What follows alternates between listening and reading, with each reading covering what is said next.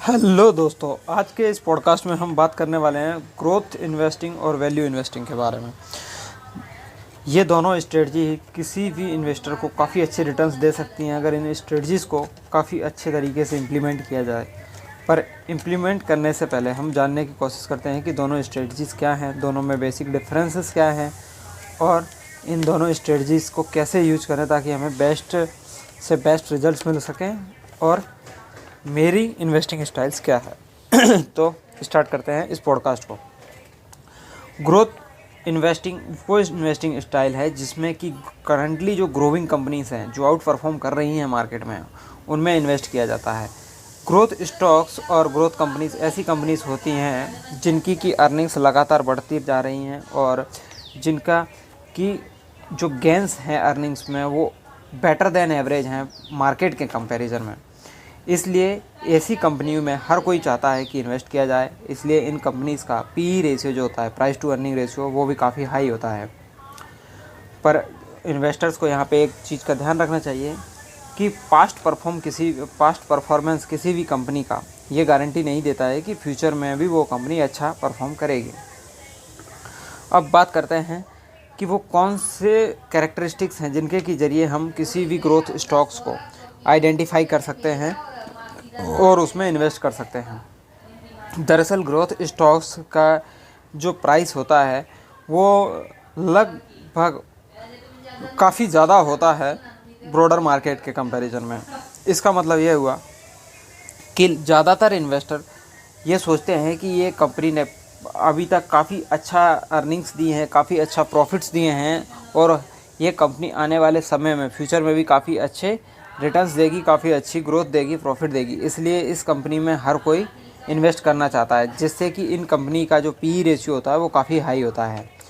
दूसरा जो पैरामीटर है वो है हाई अर्निंग्स ग्रोथ रिकॉर्ड। मतलब इन कंपनी के जो अर्निंग्स के ग्रोथ रिकॉर्ड हैं वो काफ़ी हाई होते हैं। इन कंपनीज का जो परफॉर्मेंस है पास्ट में वो काफ़ी अच्छा है। इन कंपनियों ने भूतकाल में काफ़ी अच्छे रिटर्न्स दिए हैं, जिससे कि लोगों को ये लगता है कि ये कंपनियां आने वाले समय में भी काफ़ी अच्छे रिटर्न्स देंगी। ये कंपनियां काफ़ी वॉलेटाइल होती हैं ब्रॉडर मार्केट के कंपैरिजन में। मतलब अगर इन कंपनियों के जो रिटर्न्स हैं वो काफ़ी अच्छे हैं पास्ट में, इसलिए ज़्यादातर लोग इनमें इन्वेस्ट करते हैं। अगर इनमें थोड़ी सी भी न्यूज़ ऐसी आती है कि इस कंपनी की अर्निंग्स गिरने वाली हैं या इन कंपनीज़ में प्रॉफिट कम होने वाला है, तो इनके स्टॉक्स काफ़ी तेज़ी से नीचे गिरते हैं, क्योंकि इनका ऑलरेडी पी रेशियो काफ़ी हाई होता है। तो इस प्रकार की कोई भी छोटी सी न्यूज़ भी अर्निंग से रिलेटेड, ग्रोथ से रिलेटेड इनके स्टॉक्स को काफ़ी ज़्यादा गिरा सकती है। इसलिए इनके स्टॉक्स काफ़ी ज़्यादा वॉलेटाइल होते हैं, बहुत जल्दी ऊपर जाते हैं, बहुत जल्दी नीचे आते हैं। वहीं पर जो वैल्यू इन्वेस्टिंग होती है उसमें इन्वेस्टर्स ऐसे स्टॉक्स में इन्वेस्ट करना पसंद करते हैं जिनको कि अभी मार्केट्स ने अच्छे से रिकॉग्नाइज नहीं किया है या जिनको कि मार्केट ने पनिश किया है। मतलब कि ऐसे स्टॉक्स जिनका कि पास्ट परफॉर्मेंस काफ़ी अच्छा नहीं है और वो काफ़ी सस्ते में मिल रहे हैं, परंतु उनके फंडामेंटल काफ़ी अच्छे हैं। मतलब कंपनी का फंडामेंटल स्कोर काफ़ी अच्छा है, कंपनी का अर्निंग्स भी हैं, कंपनी के पास स्ट्रॉन्ग मैनेजमेंट है, कंपनी के पास जो बेसिक रिक्वायरमेंट्स होती हैं किसी भी कंपनी को ग्रो करने के लिए वो सब है, उनका फंडामेंटल भी अच्छा है, परंतु फिर भी उनमें काफ़ी बेटर रिटर्न्स नहीं आ रहे हैं। तो लोग ऐसी कंपनियों में इन्वेस्ट नहीं करते हैं और ऐसी कंपनियां काफ़ी सस्ते दाम पे बाज़ार में हमको मिल जाती हैं। तो इस टाइप की जो कंपनियों में इन्वेस्टमेंट करने की स्टाइल है उसको बोलते हैं वैल्यू इन्वेस्टिंग। वैल्यू इन्वेस्टिंग के लिए भी कुछ कैरेक्टरिस्टिक्स हैं जो कि लगभग अपोजिट्स हैं ग्रोथ इन्वेस्टिंग के। वो है lower price than broader market. मतलब ऐसी कंपनियों में का जो प्राइस है वो काफ़ी कम होता है ब्रॉडर मार्केट के कंपैरिजन में। इसका कारण ये होता है कि ये कंपनियां अच्छी तो हैं, लेकिन इनको इन्वेस्टर्स ने पनिश किया है क्योंकि इनमें बहुत ज़्यादा ग्रोथ नहीं आई है, जिसके के कारण इनके पी रेशियो बहुत कम होते हैं और ये काफ़ी सस्ते में मिल सकती हैं। लेकिन लोगों को ये लगता है कि ये कंपनियां कभी ना कभी बाउंस बैक करेंगी और काफ़ी अच्छा परफॉर्म करेंगी, इसलिए वो इस टाइप की कंपनियों में इन्वेस्ट करती हैं। Price below similar companies in the industry, ये इसका दूसरा कैरेक्टरिस्टिक्स है। इनकी प्राइस काफ़ी कम होती है बाकी कंपनियों के कंपैरिजन में इसी सेक्टर की, क्योंकि ज़्यादातर लोगों को ये लगता है कि ये स्टॉक्स अच्छा नहीं कर रहे हैं, इनमें अर्निंग्स अच्छी नहीं है, तो वो इस टाइप के स्टॉक्स को बेचने लग जाते हैं या इनमें इन्वेस्टिंग नहीं करते हैं, जिससे कि इनका स्टॉक्स एवरेज उस सेक्टर की कंपनी के स्टॉक्स से काफ़ी सस्ते में मिल रहा होता है।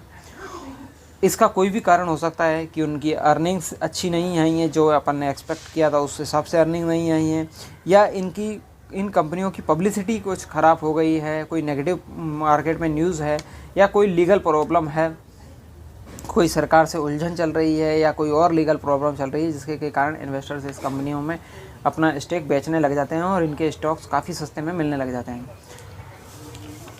तीसरा क्राइटेरिया जो है वो है कि ये कंपनियां काफ़ी कम रिस्क में होती हैं as compare to broader market, क्योंकि इनका स्टॉक्स ऑलरेडी काफ़ी सस्ते लो पी रेशियो पे ट्रेड हो रहा होता है और इनमें ज़्यादातर इन्वेस्टर्स इन्वेस्ट करना नहीं चाहते हैं, और इस प्रकार के जो स्टॉक्स रहते हैं वो उन लोगों के लिए काफ़ी अच्छे होते हैं जो लॉन्ग टर्म इन्वेस्टिंग करना चाहते हैं, क्योंकि ये स्टॉक्स कभी ना कभी बाउंस बैक करते हैं और अच्छी ग्रोथ के साथ आपको काफ़ी अच्छे रिटर्न्स देते हैं।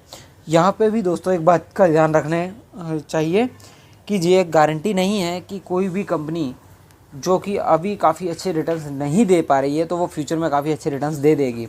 इसके लिए आपको काफ़ी हद तक इन्वेस्टिंग करने की ज़रूरत है, काफ़ी रिसर्च करने की ज़रूरत है, उसका फंडामेंटल एनालिसिस करने की ज़रूरत है, टेक्निकल एनालिसिस करने की ज़रूरत है, और आपको उसका पूरा फ्यूचर का प्लान मालूम होना चाहिए और काफ़ी उसके ऊपर रिसर्च करने के बाद ही आप इस टाइप की कंपनीज़ में इन्वेस्ट करें।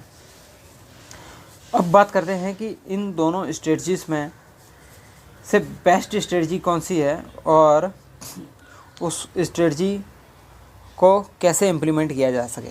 तो दोस्तों इसके लिए सबसे इम्पोर्टेंट बात यह है कि कोई भी स्ट्रेटजी ना तो बहुत अच्छी होती है ना कोई बहुत ज़्यादा ख़राब होती है, ये आपके इन्वेस्टिंग स्टाइल्स के ऊपर निर्भर करता है, आप किस टाइप के इन्वेस्टर्स हो। अगर आप काफ़ी हद तक रिस्क लेने के लिए रेडी हो और आप बहुत जल्दी फास्ट डिसीजन लेने की कैपेसिटी रखते हो और आप में वो कैपेसिटी है कि आप मार्केट की वॉलेटिलिटी को झेल सकते हो, मार्केट के अप डाउन्स को झेल सकते हो, तो आपको ग्रोथ इन्वेस्टिंग काफ़ी अच्छा रिटर्न्स दे सकती है।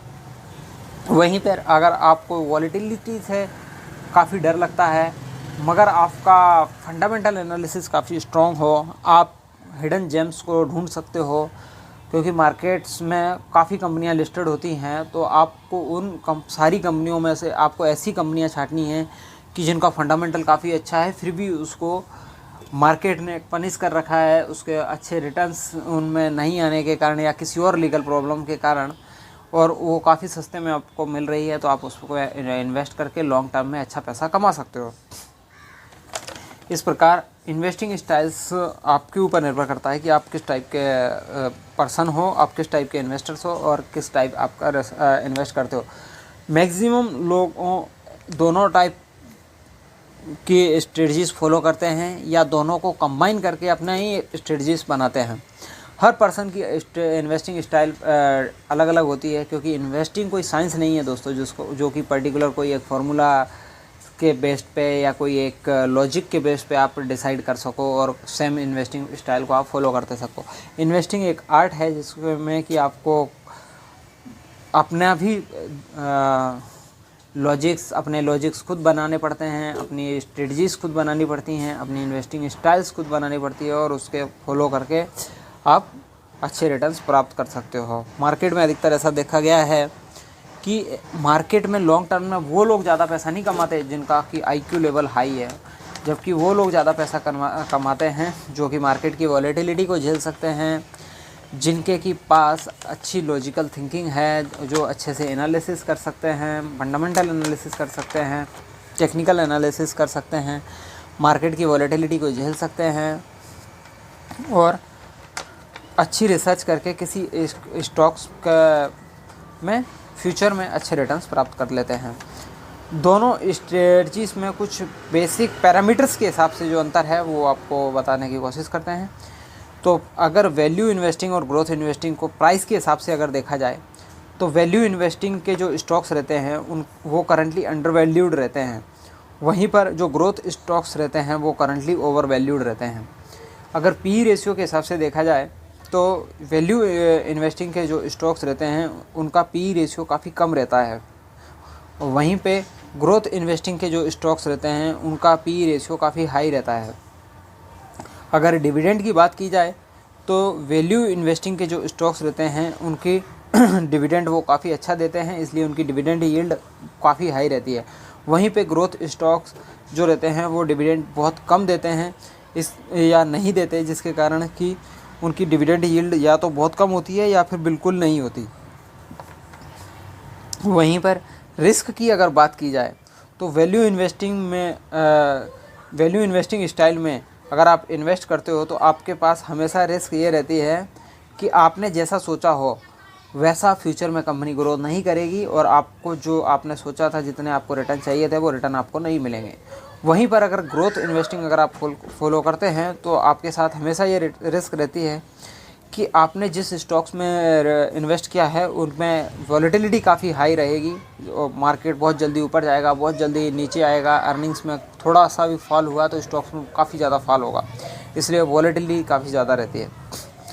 अब बात करते हैं कुछ दिग्गज इन्वेस्टर्स की जिन लोगों ने इसमें इन्वेस्ट किया और काफ़ी अच्छा पैसा कमाया। तो दरअसल वैल्यू इन्वेस्टिंग है ये बेंजामिन ग्राहम एक इन्वेस्टर्स हैं, उनकी एक बुक भी आती है मार्केट में, दी इंटेलिजेंट इन्वेस्टर, काफ़ी फेमस बुक है। उन्होंने ये स्ट्रेटजी डेवलप की थी और उन्होंने काफ़ी अच्छे पैसे भी कमाए इस स्ट्रेटजी से। फिर उनके एक स्टूडेंट थे वॉरेन बफेट, जो कि अभी काफ़ी बड़े इन्वेस्टर्स हैं, उन्होंने भी इस स्ट्रेटजी को फॉलो किया और काफ़ी अच्छे रिटर्न्स कमाए। वहीं पे अगर ग्रोथ इन्वेस्टिंग की बात की जाए तो ग्रोथ इन्वेस्टिंग को थॉमस रोव ने इन्वेंट किया था और थॉमस रोव ने इस स्ट्रेटजी का यूज़ करके काफ़ी अच्छे रिटर्न्स प्राप्त किए।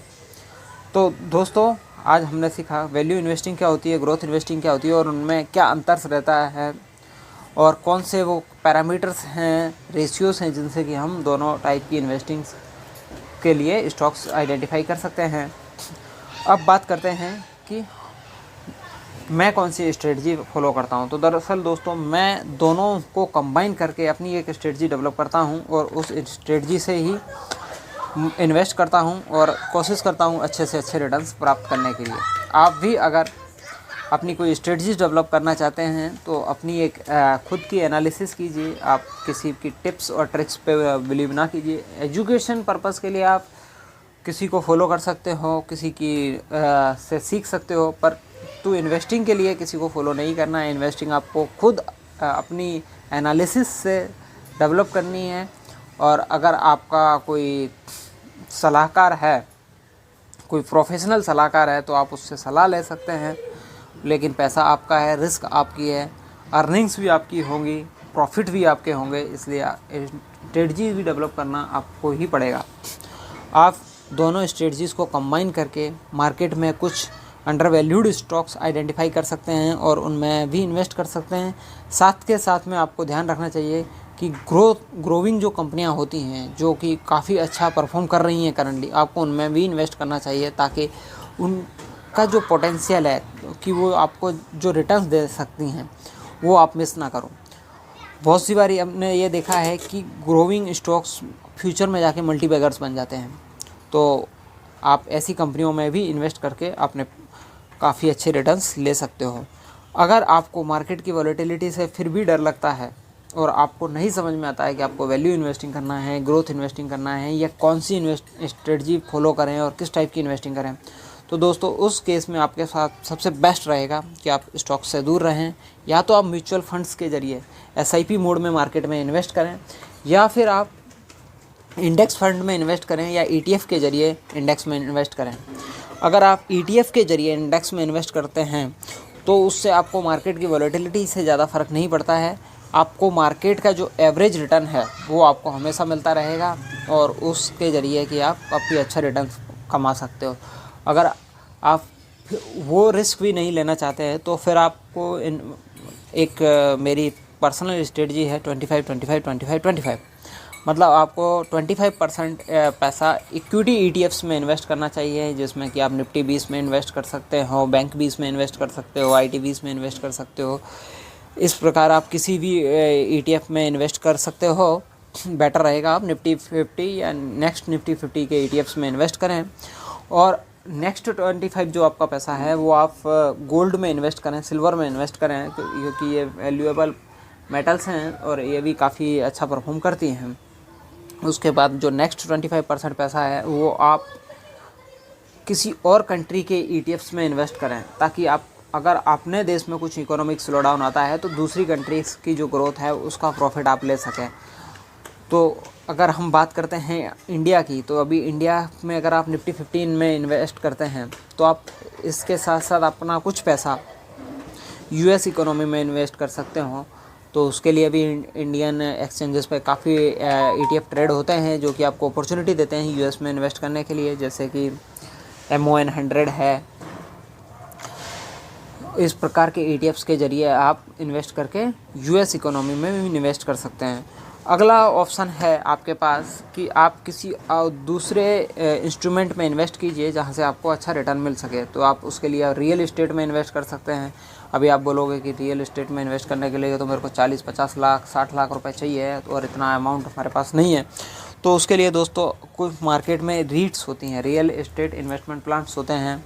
रीट्स एक ऐसा इंस्ट्रूमेंट है, ऐसी ग्रुप है, या ऐसा आप बोल सकते हो कि स्टॉक्स है, जो कि आपका पैसा रियल इस्टेट में इन्वेस्ट करता है और वहाँ से जो अर्निंग्स उसको आती है, जो मंथली रेंटल्स आते हैं, जो भी प्रॉफिट्स आते हैं, वो आपको डिविडेंड के रूप में देता है। साथ के साथ जैसे जैसे प्रॉपर्टीज़ की कीमत बढ़ती है वैसे वैसे आपके स्टॉक्स की भी कीमत बढ़ती है।